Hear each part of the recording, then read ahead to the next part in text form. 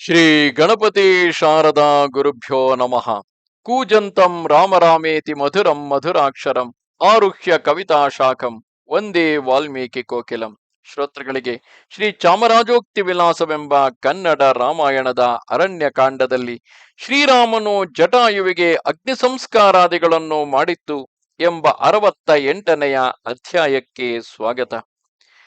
ಆಮೇಲೆ ಶ್ರೀರಾಮನು ಘೋರ ಸ್ವರೂಪನಾದ ರಾವಣನಿಂದ ಗಾಯ ಪಡೆದು ಬಿದ್ದ ಜಟಾಯುವನ್ನು ನೋಡಿ ಮಂತ್ರಾಲೋಚನೆಯಲ್ಲಿ ಚತುರನಾದ ಲಕ್ಷ್ಮಣನನ್ನು ಕುರಿತು, ಎಲೆ ಲಕ್ಷ್ಮಣ, ಜಟಾಯುವು ನಮ್ಮ ಕಾರ್ಯನಿಮಿತ್ತವಾಗಿ ರಾವಣನೊಡನೆ ಯುದ್ಧವನ್ನು ಮಾಡಿ ಆತನ ಅಸ್ತ್ರದಿಂದ ಗಾಯಪಟ್ಟು ಪ್ರಾಣಗಳನ್ನು ಬಿಡುತ್ತಿದ್ದಾನೆ.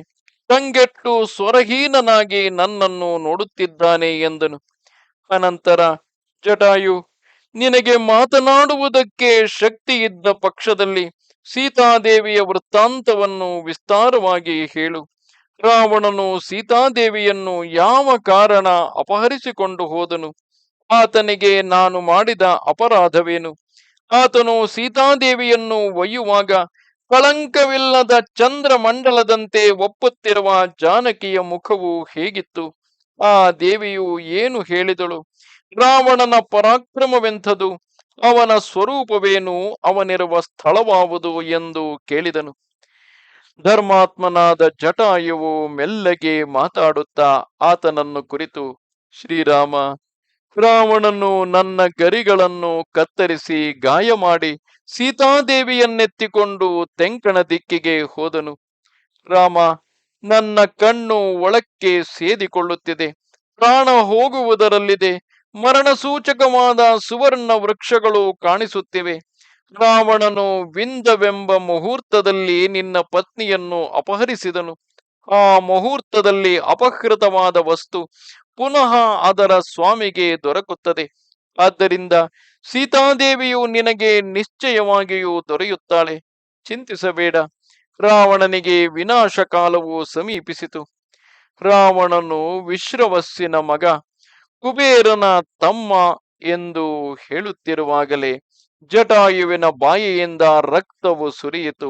ಜಟಾಯುವಿನ ಪ್ರಾಣ ಪಕ್ಷಿ ಹಾರಿಹೋಯಿತು. ಯಾರಿಂದ ಯಾವ ವಿಷಯವು ತಿಳಿಯಲ್ಪಡಬೇಕೋ ಅಲ್ಲಿಯವರೆಗೂ ದೈವ ಪ್ರೇರಣೆಯಂತೆಯೇ ಕಾಯಲೇಬೇಕು. ಒಂದೊಮ್ಮೆ ಜಟಾಯುವು ರಾವಣನ ವಿಷಯವನ್ನು ತಿಳಿಸಿದ್ದರೆ ಅಲ್ಲಿಂದಲೇ ಶ್ರೀರಾಮನು ರಾವಣನೊಡನೆ ಯುದ್ಧವನ್ನು ಹೂಡುತ್ತಿದ್ದನೇನು? ಅದಕ್ಕೆ ಅವಕಾಶವಿರಲಿಲ್ಲ. ಮುಂದೆ ಇನ್ನು ಆತ ಶಬರಿಗೆ ದರ್ಶನವನ್ನು ಕೊಟ್ಟು ಪ್ರಬಂಧನನ್ನು ಕೊಂದು ತದನಂತರದಲ್ಲಿ ಸುಗ್ರೀವನನ್ನು ದರ್ಶನ ಮಾಡಿ ಆತನ ಸಹಾಯದಿಂದ ಕಪಿಗಳ ಸಹಾಯದಿಂದಲೇ ಸೀತೆಯನ್ನು ಹುಡುಕಿ ಲಂಕೆಯನ್ನು ನಿರ್ನಾಮ ಮಾಡಬೇಕಾಗಿದೆ. ಅಲ್ಲಿಯವರೆಗೂ ಕಾಯಲೇಬೇಕಾಗಿದೆ. ಆ ಕಾರಣದಿಂದಾಗಿಯೇ ಜಟಾಯುವಿನ ಬಾಯಿಂದ ಕೇವಲ ರಾವಣನ ಹೆಸರು ಕೇಳುವಷ್ಟರಲ್ಲಿ ಆತನ ಪ್ರಾಣ ಪಕ್ಷಿ ಹಾರಿಹೋಗಿದೆ. ಆಮೇಲೆ ಶ್ರೀರಾಮನು ಲೋಕಾಂತರವನ್ನೈದಿದ ಜಟಾಯುವನ್ನು ಕಂಡು ಅತ್ಯಂತ ದುಃಖಪಟ್ಟು ಲಕ್ಷ್ಮಣನನ್ನು ಕುರಿತು ಈ ರೀತಿ ನುಡಿದನು. ಜಟಾಯುವು ಬಹುಮಂದಿ ರಾಕ್ಷಸರಿರುವ ಈ ಅರಣ್ಯದಲ್ಲಿ ಬಹುಕಾಲ ಯಾವ ಭಯವೂ ಇಲ್ಲದೆ ಸುಖವಾಗಿದ್ದನು. ಈತನು ಹುಟ್ಟಿ ಬಹಳ ವರುಷಗಳಾದವು. ಇವನು ಈಗ ನಮ್ಮ ಕಾರ್ಯಕ್ಕಾಗಿ ಶರೀರವನ್ನು ಬಿಟ್ಟನು. ಲೋಕದಲ್ಲಿ ಯಾರೂ ಕಾಲಗತಿಯನ್ನು ಮೀರಿದವರಿಲ್ಲ. ಜಟಾಯುವು ನಮಗೆ ಹಿತವನ್ನು ಮಾಡಿದನು. ಈತನು ಪರೋಪಕಾರಿ. ಸೀತಾದೇವಿಯ ನಿಮಿತ್ತವಾಗಿ ರಾವಣನೊಡನೆ ಯುದ್ಧವನ್ನು ಮಾಡಿ ನಮ್ಮ ಕಾರ್ಯಕ್ಕೋಸ್ಕರ ಪ್ರಾಣವನ್ನು ಬಿಟ್ಟನು. ಲಕ್ಷ್ಮಣ, ಲೋಕದಲ್ಲಿ ಧರ್ಮಿಷ್ಠರಾಗಿ ಪರೋಪಕಾರಿಗಳಾದ ಮಹಾತ್ಮರು ಅನೇಕರಿದ್ದಾರೆ. ಪಕ್ಷಿ ಜಾತಿಗಳಲ್ಲಿಯೂ ಪರೋಪಕಾರಕ್ಕಾಗಿ ತಮ್ಮ ಪ್ರಾಣಗಳನ್ನು ಬಿಡುವ ಉತ್ತಮ ಜೀವಿಗಳಿವೆ. ನನಗೆ ಸೀತಾದೇವಿಯ ವಿಯೋಗ ದುಃಖಕ್ಕೆ ಸಮಾನವಾದ ಇನ್ನೊಂದು ದುಃಖವು ಪ್ರಾಪ್ತವಾಯಿತು. ಜಟಾಯುವಿನ ಮರಣದಿಂದ ದಶರಥರಾಯನ ಮರಣದಿಂದ ಬಂದ ದುಃಖಕ್ಕೆ ಸಮಾನವಾದ ದುಃಖವು ಸಂಭವಿಸಿತು. ಲಕ್ಷ್ಮಣ, ನಮಗೆ ಜಟಾಯುವು ಪೂಜ್ಯನೂ ಮಾನ್ಯನೂ ಆದ ಕಾರಣ ಈತನಿಗೆ ದೇಹ ಸಂಸ್ಕಾರವನ್ನು ಮಾಡಬೇಕು. ನೀನು ಕಾಷ್ಟಗಳನ್ನು ಕೂಡಿಸಿ ಚಿತೆಯನ್ನು ನಿರ್ಮಿಸು. ನಮ್ಮ ಕಾರ್ಯಕ್ಕೋಸ್ಕರ ಶರೀರವನ್ನು ಬಿಟ್ಟ ಜಟಾಯುವನ್ನು ಚಿತೆಯ ಮೇಲಿಟ್ಟು ದಹಿಸೋಣ. ಜಟಾಯುವು ಯಜ್ಞಾದಿ ಸತ್ಕರ್ಮಗಳನ್ನು ಮಾಡಿದ ಪುಣ್ಯಾತ್ಮರಿಗೆ ಯಾವ ಲೋಕಗಳು ಉಂಟಾಗುವವು, ಅಂಥ ಲೋಕಗಳಿಗೆ ನನ್ನ ಅಪ್ಪಣೆಯಿಂದ ಹೋಗಲಿ ಎಂದು ಹೇಳಿದನು.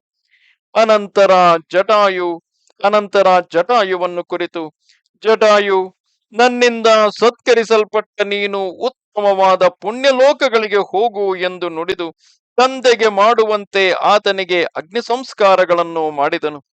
ಯಾವ ಹೆತ್ತ ತಂದೆಯಾದ ದಶರಥನಿಗೆ ಸಿಕ್ಕದ ಭಾಗ್ಯವು ಜಟಾಯುವಿಗೆ ದೊರೆಯಿತು.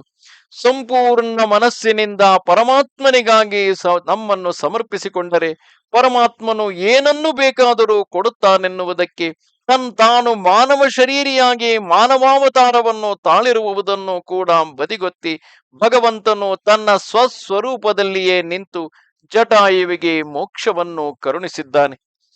ಶ್ರೀರಾಮನು ದುಃಖಾಕ್ರಾಂತನಾಗಿ ಅರಣ್ಯಕ್ಕೆ ಹೋಗಿ ಒಂದು ಕೃಷ್ಣಸಾರಂಗ ಮೃಗವನ್ನು ಕೊಂದು ತಂದು ಅದರ ಮಾಂಸವನ್ನು ಜಟಾಯುವಿಗೆ ಅರ್ಪಿಸಿ ಎಳೆಯ ಹುಲ್ಲಿನ ಮೇಲೆ ವಾಯಸ ಪಿಂಡವನ್ನಿಕ್ಕಿ ತಂದೆಗೆ ಪಿತೃಕಾರ್ಯವನ್ನು ಮಾಡುವಂತೆ ಪಿತೃಕಾರ್ಯವನ್ನು ಮಾಡಿ ಸ್ವರ್ಗಾರೋಹಣ ಸೂಕ್ತಗಳನ್ನು ಜಪಿಸಿ ಲಕ್ಷ್ಮಣನ ಸಮೇತವಾಗಿ ಗೋದಾವರಿ ನದಿಗೆ ಹೋಗಿ ವಿದ್ಯುಕ್ತ ಪ್ರಕಾರದಲ್ಲಿ ಸ್ನಾನವನ್ನು ಮಾಡಿ ಜಟಾಯುವಿಗೆ ತರ್ಪಣವನ್ನು ಕೊಟ್ಟನು. ಈ ಪ್ರಕಾರದಲ್ಲಿ ರಾಮ ಲಕ್ಷ್ಮಣರಿಂದ ಶಾಸ್ತ್ರೋಕ್ತ ಪ್ರಕಾರವಾಗಿ ಸಂಸ್ಕರಿಸಲ್ಪಟ್ಟ ಜಟಾಯುವು ಉತ್ತಮವಾದ ಗತಿಯನ್ನು ಪಡೆದನು. ಆ ಬಳಿಕ ರಾಮಲಕ್ಷ್ಮಣರು ಸೀತಾದೇವಿಯನ್ನು ಹುಡುಕುತ್ತಾ ವಿಷ್ಣುವು ದೇವೇಂದ್ರನು ಸ್ವರ್ಗಲೋಕದಲ್ಲಿ ಸಂಚರಿಸುವಂತೆ ಆ ವನದಲ್ಲಿ ಸಂಚರಿಸುತ್ತಿದ್ದರು. ನಮಸ್ತೆ ಶಾರದೆ ದೇವಿ ಕಾಶ್ಮೀರ ಪುರವಾಸಿನಿ ತ್ವಾಮಹಂ ಪ್ರಾರ್ಥಯೇ ನಿತ್ಯಂ ವಿದ್ಯಾದಾನಂಚ ದೇಹಿಮೆ. ನಮಸ್ಕಾರ.